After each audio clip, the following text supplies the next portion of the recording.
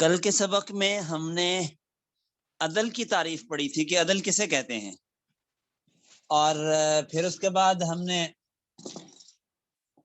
عدل کی تاریخ پڑھی تھی کہ جناب رسول اللہ صلی اللہ علیہ وسلم کے زمانے سے لے کے عدل و انصاف کا نبی پاک صلی اللہ علیہ وسلم کے زمانے میں عدل کا قضاء کا کیا نظام تھا۔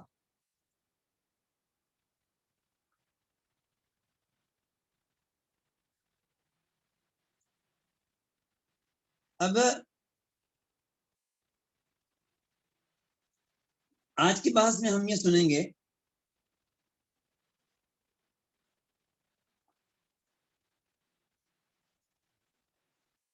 کہ نظام عدل کی بنیاد کب پڑی، کس نے ڈالی، اور ابتدائی دور میں عدل کا نظام کیا تھا۔ تو دنیا جب بنی اور دنیا میں جھگڑے شروع ہوئے، تنازعات شروع ہوئے، تو انصاف دینے کے لیے اللہ تعالیٰ نے انبیاء کرام علیہ الصلوۃ والتسلیمات پر عدل کے قوانین بھی اتارنے شروع کیے۔ تو پہلا جھگڑا تو حابیل اور قابیل کا ہوا، اور آدم علیہ السلام نے اللہ تعالیٰ کی بتائی ہوئی تعلیم کے مطابق، رہنمائی کے مطابق ان کے درمیان فیصلہ کیا کہ ہر ایک اپنا اپنا اپنے اپنے مال میں سے اللہ کے راستے میں صدقہ کرے، خرچ کرے۔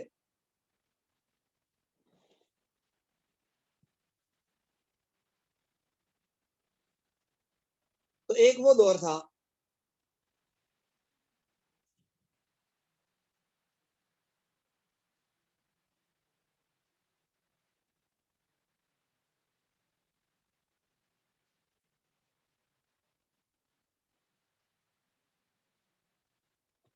پھر دنیا کے اندر ظلم زیادتیاں ہوتی رہیں، اور انبیاء آ کے لوگوں کے درمیان عدل انصاف سے فیصلے کرتے رہے۔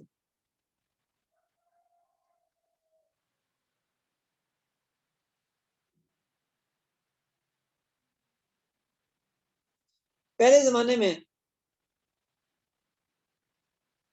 پنچایتوں اور ثالثوں کا بھی ایک رواج تھا، جیسے میں نے کل بھی بتایا تھا۔ پھر حکومتیں بنی تو باقاعدہ عدالتیں قائم ہوئی دنیا کے اندر۔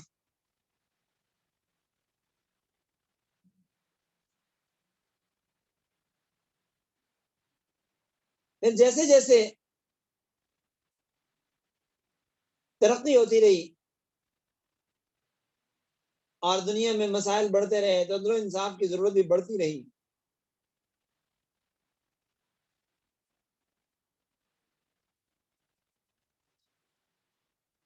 یہاں تک کہ اللہ تبارک و تعالیٰ نے اپنے آخری نبی اور رسول جناب محمد رسول اللہ صلی اللہ علیہ وسلم کو دنیا میں بھیجا۔ آپ جہاں نبی اور رسول تھے وہاں قاضی بھی تھے۔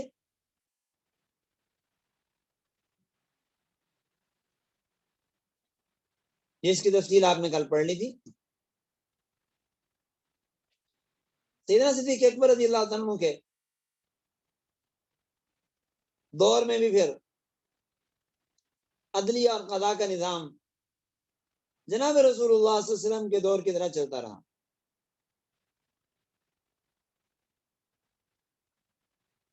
اور یہ عدلیہ اور انتظامیہ کی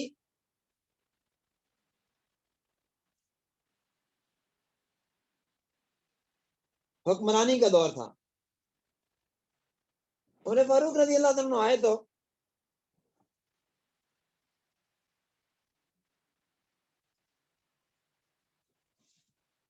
حضرت عمر فاروق رضی اللہ عنہ نے اس عدالتی نظام کو ترقی دی،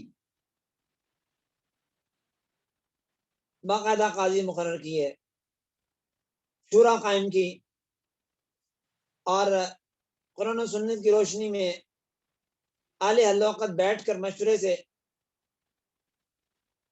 پیش آمدہ مسائل کے کتاب و سنت سے احکام اور فیصلے نکالا کرتے تھے۔ چنانچہ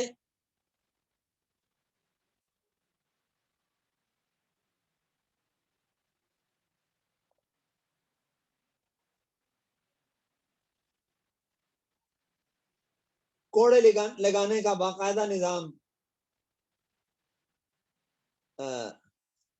اللہ اکبر، حضرت عمر فاروق رضی اللہ عنہ کے زمانے میں قاضیوں کے تقرر کا باقاعدہ نظام بنایا، اور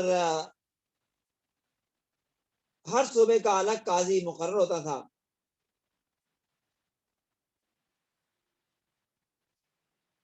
صوبائی گورنر کو قاضی کا کوئی اختیار نہیں دیا گیا، ہر ضلع میں قاضی ہوتے تھے، تنخواہیں لی جاتی تھیں، اس مقصد سے کہ وہ کوئی کام لالچ سے نہ کریں، بلکہ اپنے روزگار کا انہیں فکر نہ ہو اور نہایت اخلاص سے لوگوں کے درمیان فیصلے کریں۔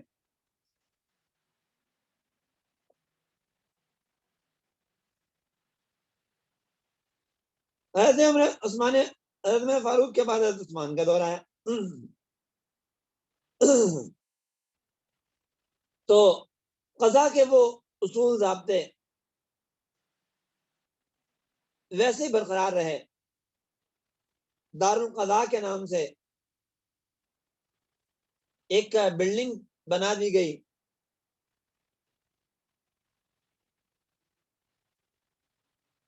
حضرت علی کا دور آیا تو اب بھی یہ قضا اسی طرح چلتی رہی، اور حضرت علی رضی اللہ تعالیٰ عنہ اپنی مثال میں یکتا تھے کہ نبی پاک صلی اللہ علیہ وسلم سے انہیں اقضاہم علی کا خطاب ملا ہوا تھا، اور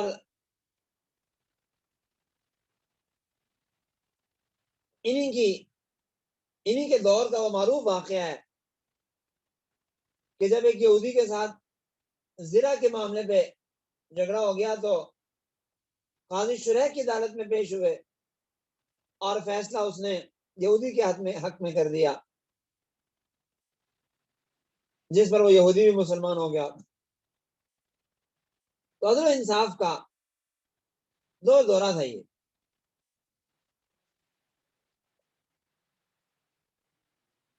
بنو امیہ اور بنو عباس کے دور میں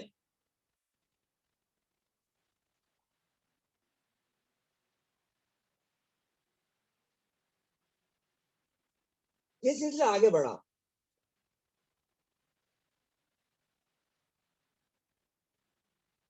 اور ہر شہر میں قضات کا تقرر ہوا۔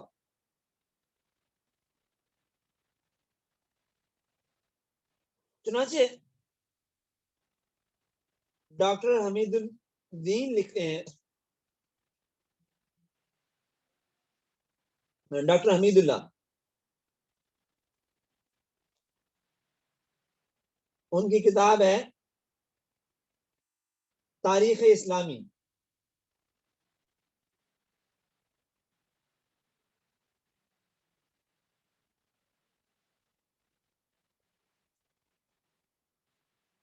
فرماتے ہیں کہ قاضیوں کے فیصلے اسلامی شریعت کی روح سے قرار پاتے۔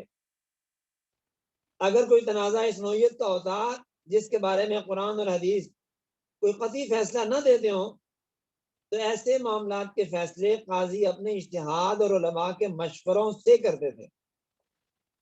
انہیں صرف مسلمانوں کے مقدمات سننے کا حق حاصل تھا، غیر مسلموں کے لیے علیحدہ جج اور پیشوا مقرر ہوتے تھے جو ان کے لیے اپنے مذہب اور رواج کے مطابق فیصلے کرتے۔ اور لکھتے ہیں کہ قاضیوں کو بڑی تنخواہیں لی جاتی تھیں تاکہ رشوت یا خیانت کی طرف مائل نہ ہو سکیں، اوقاف کے مال کی نگرانی بھی قاضیوں کے فرائض میں شامل تھی۔ بنو امیہ کے عہد میں عدلیہ خلافت راشدہ کی طرح انتظامیہ سے آزاد رہی۔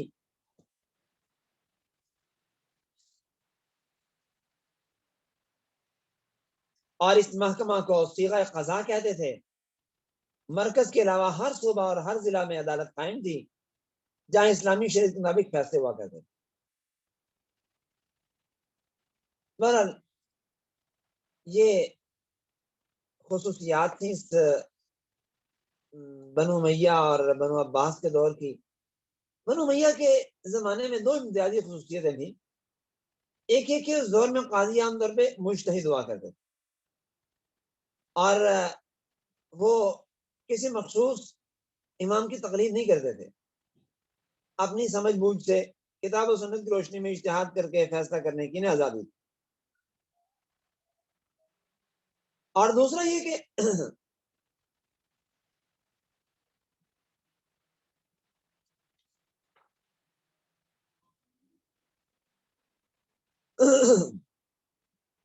عدالت کا محکمہ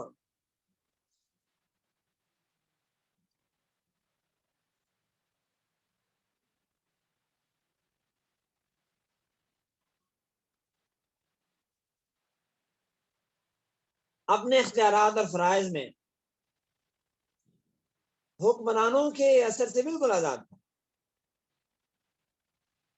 حکمرانوں کے ذاتی رجحانات کا قاضیوں پر کوئی اثر نہیں تھا۔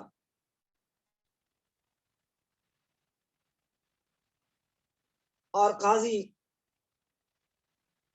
بغیر کسی رعایت کے گورنروں اور افسروں کی تک کی رعایت کیے بغیر اپنے فیصلے نافذ کرتے تھے۔ اور لازم تھا کہ قاضی بلند سیرت، پاک باز، پرہیزگار، عالم، مجتہد اور عیوب سے مبرہ ہو، اور عدل و انصاف کے مقابلے میں اس کو دنیا کی کسی طاقت کی کوئی پرواہ نہ ہو۔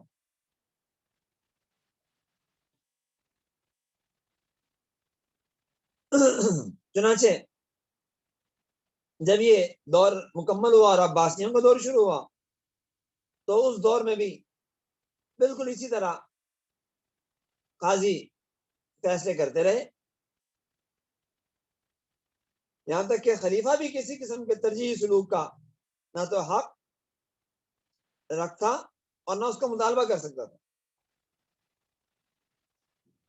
تاہم اس دور میں یہ تبدیلی آئی کہ عراق کے قاضی امام حنیفہ کے مذہب کے مطابق، شام اور بلاد مغرب کے قاضی مالک رحمہ اللہ تعالیٰ کے امام مالک کے مذہب کے مطابق، اور مصر کے قاضی امام شافعی کے مذہب کے مطابق فیصلے کرتے تھے۔ اگر مدعی اور مدعا ایسے مذہب سے تعلق رکھتے ہوتے جو عام طور پر اس شہر میں رائج نہ ہوتا تو اس وقت ان کے مقدمے کے فیصلے کے لیے قاضی کسی ایسے شخص کو نائب بنا دیتا جو انہیں کے مذہب کا پیروکار ہوتا۔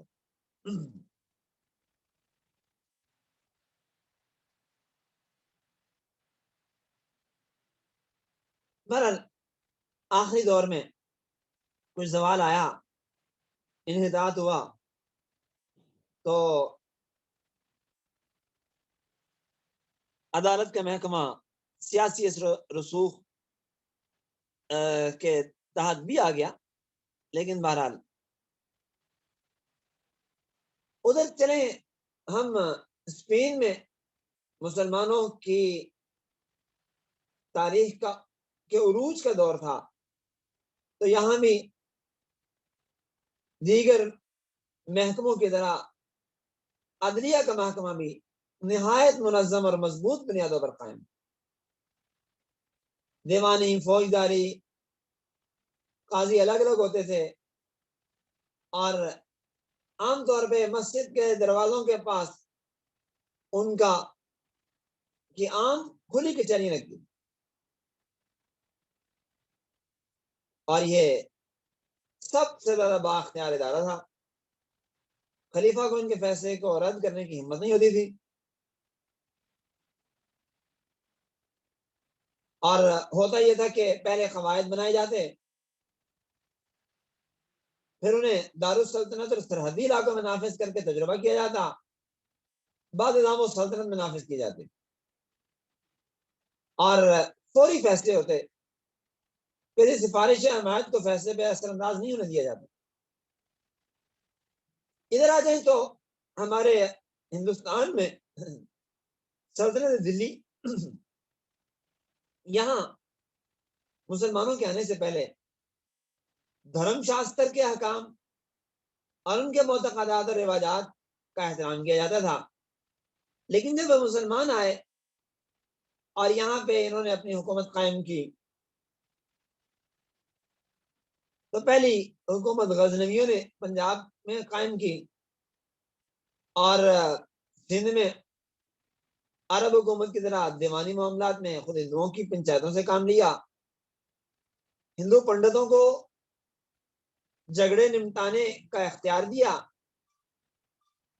اور ادھر مسلمانوں کے قاضی مسلمانوں کے معاملات نمٹاتے تھے۔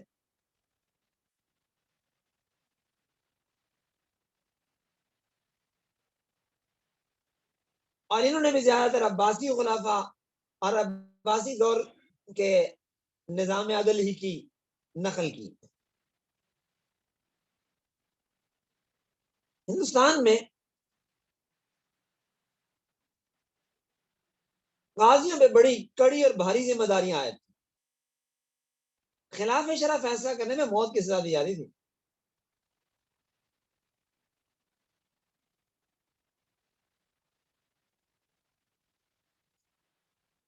اور بادشاہ بھی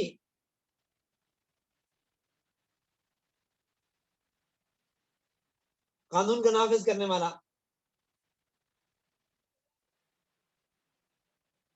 اور 3 طرح کے فرائض سر انجام دینے والا ہوتا تھا۔ نمبر 1 تو دیوان قضاء کے ذریعے انصاف پروری کرتا تھا۔ نمبر 2 دیوان مظالم کے ذریعے، اور نمبر 3 وہ خود یا اس کے اعلیٰ فوجی عہدیدار فوجی عادل کی حیثیت سے باغیوں کے مقدمات سنتے تھے۔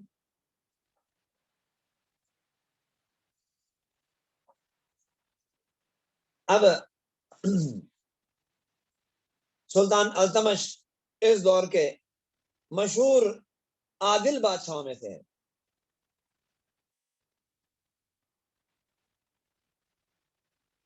اسی طرح شہنشاہ جہانگیر نے تخت نشینی کے بعد پہلے جو حکم دیا وہ زنجیر عدل باندھنے کا تھا۔ مظلوم و ستم رسیدوں کی دانخواہی اور انصاف رسانی میں اگر عہدے داران قاضی جج بھی خدائی کریں گے تو مظلوم آ کے زنجیر کھینچے، زنجیر ہلانے سے اس کی داد رسی کی جاتی تھی۔ زنجیر جب ہلتی تو گھنٹیاں بجتی، بادشاہ سنتا، فوراً داد رسی ہوتی۔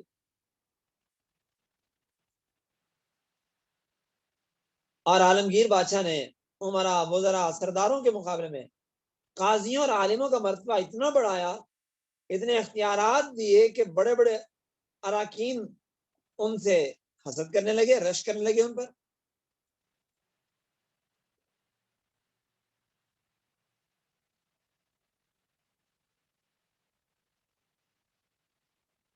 اور پھر اسی طرح شاہی وکیل مقرر کر دیے علاقے میں کہ اگر کوئی کسی مجبوری سے دارالحکومت نہیں پہنچ سکتا تو اپنے شہر کے وکیل سے رابطہ کرے، وہ اس کی بات بادشاہ تک پہنچائے گا۔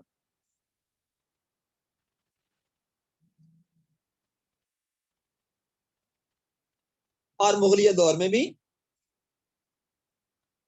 عدل و انصاف نہایت غیر جانبداری سے ادا کیا جاتا تھا۔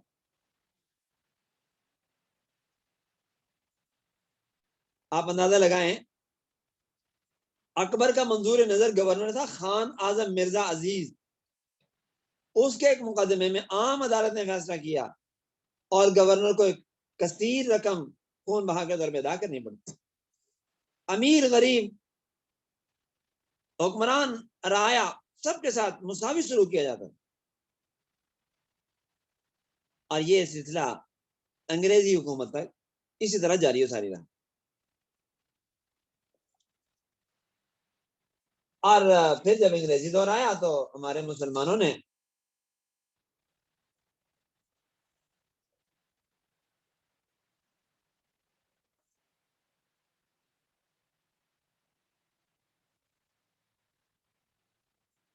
پھر انگریزی نظام کو، جسے انہوں نے تعزیرات ہند کے نام سے مسلمانوں پر لاگو کیا تھا، اس کو برتنا شروع کر دیا.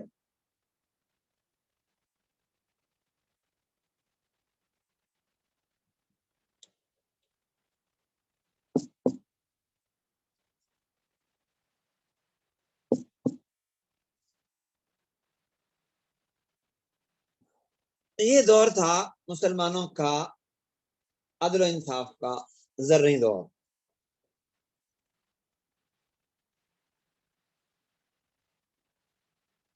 اسلام نے عدل و انصاف پہ بہت زیادہ زور دیا ہے.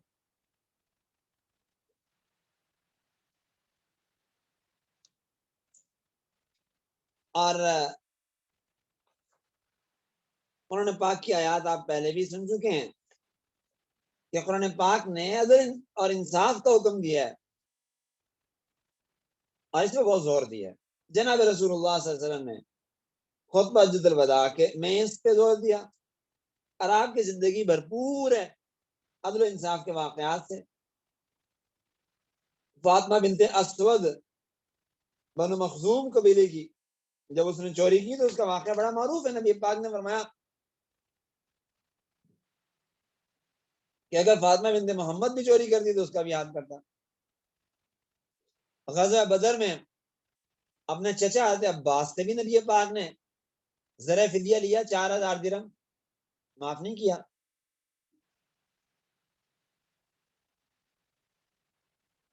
بلکہ یہاں تک فرمایا کہ عباس تو مالدار آدمی سے زیادہ لینے چاہیے. اور اسلام نے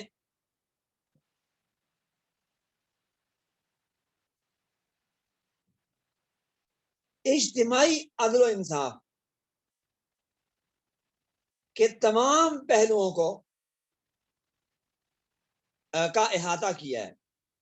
مثلا معاشرتی عدل و انصاف کہ معاشرے کے ہر طبقے کو اس کے حقوق برابر مہیا ہوں، حاصل ہوں.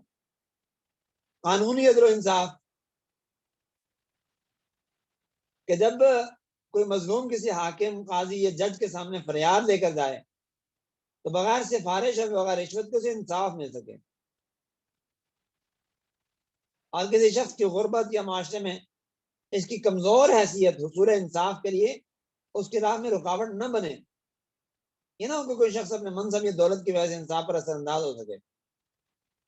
اسلام میں قاضی کو مقام پر حق حاصل ہے کہ وہ حاکم وقت کو بھی بلوا کر عدالت کے کٹہرے میں کھڑا کر سکتا ہے. سیاسی عدل و انصاف کہ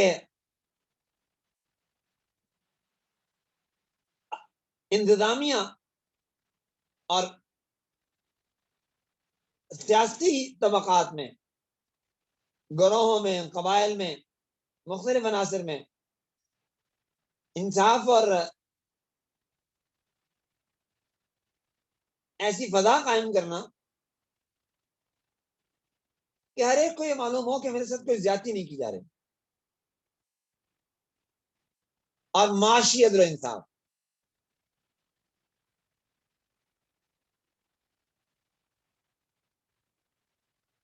کہ مال خرچ کرنے میں افراط و تفریط یا اسراف اور بخل سے کام نہ لیا جائے بلکہ میانہ روی اختیار کی جائے. رزق کے جو وسائل ہیں، معیشت ہے، اس پر چند افراد کی جارحداری نہ ہو بلکہ سب کے لیے راہیں کھلی ہوئی ہوں. اور مذہبی عدل و انصاف کا معنی یہ ہے کہ اللہ تعالیٰ کے احکام اور اوامر و نواہی پر عمل کرنے میں بھی کسی کے لیے کوئی رکاوٹ نہ ہو، اور بغیر کسی تفریق کے سب لوگ دین اسلام پر عمل کر سکیں اور نفاذ شریعت جیسے کہتے ہیں امر بالمعروف نہی عن المنکر کا جو شعبہ ہے وہ بھی صحیح طور پہ قائم ہو.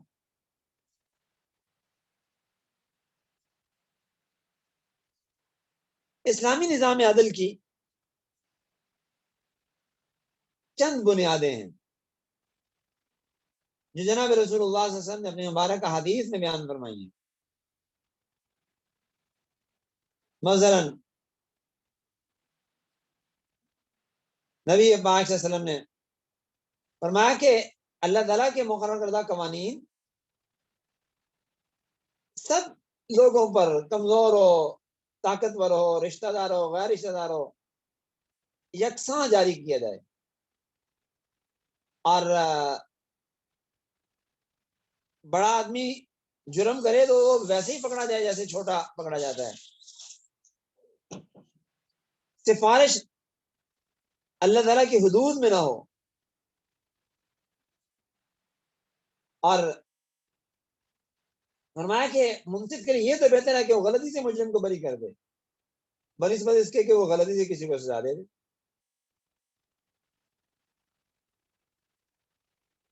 آپ صلی اللہ علیہ وسلم نے ان لوگوں کی گواہی کو ناقابل اعتماد قرار دیا جو کسی فریق کے ماتحت یا رشتہ دار ہوں یا کسی فریق سے عداوت رکھتے ہوں.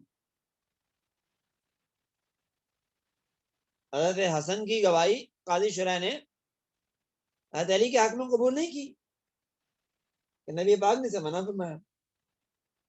قاضیوں کے تقرر کا ایک خاص معیار و علم تقوی کردار کے حوالے سے قاضی کو غصے میں فیصلہ کرنے سے منع کر دیا گیا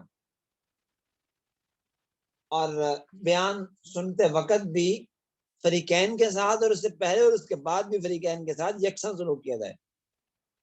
رشوت ستانی کا خاتمہ نبی پاک نے فرمایا اور انصاف آسان اور فوری ہو بلا خرچ اور بے لاگ ہو. اسی طرح نبی پاک نے فرمایا کہ تم مرتبے کے لحاظ سے تمہیں مرتبے کے لحاظ سے سب سے بلند وہ شخص ہے جو عادل ہو رحم دل ہو اور بدترین انسان وہ ہے جو حکمران ہو لیکن ظالم اور بے رحم ہو.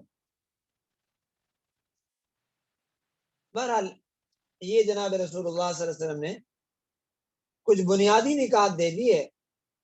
اب ان کے بعد ہم جب قضا کا نظام بناتے ہیں ان اصولوں کی بنیاد پر تو وہ نظام قضا و عدل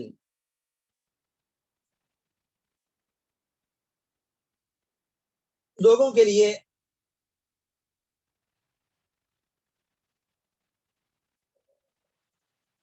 نہایت موضوع ہوگا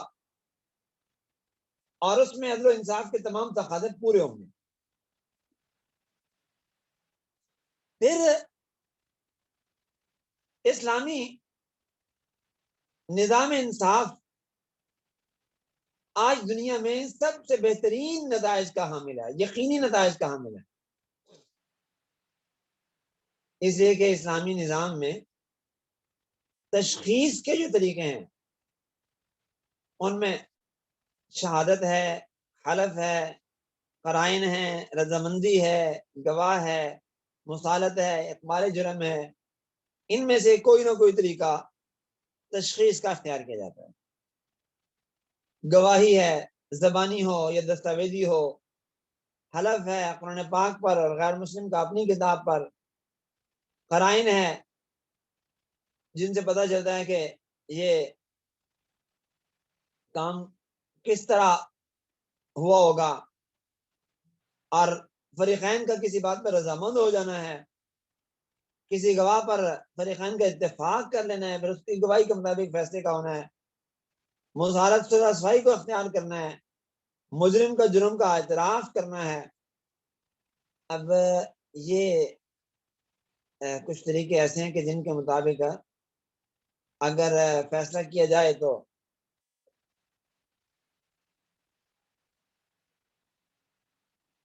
نتائج یقینی ملتے ہیں اور بہترین حاصل ہوتے ہیں.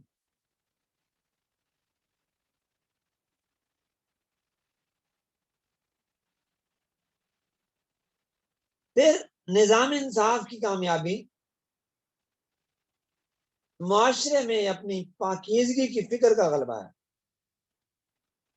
یعنی جب انصاف کا نظام قائم ہوتا ہے نا تو معاشرہ پاک ہونا شروع ہو جاتا ہے اور لوگوں کے اندر اتنا خوف پیدا ہو جاتا ہے کہ ایک شخص آ کے نبی پاک سے کہہ رہا ہے طاہر نہیں یا رسول اللہ, اللہ کے نبی مجھے پاک کر دی. اور جب انصاف نہیں ہوتا تو معاشرے کے اندر پھر گندگی, غلاظت اور بے حیائی پھیلتی.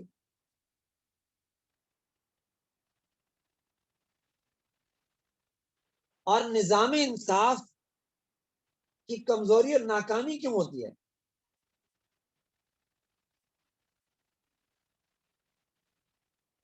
تو انصاف کا نظام کمزور ہوتا ہے, ناکام ہوتا ہے اس لیے کہ معاشرے سے صفات ختم ہو جاتی ہیں.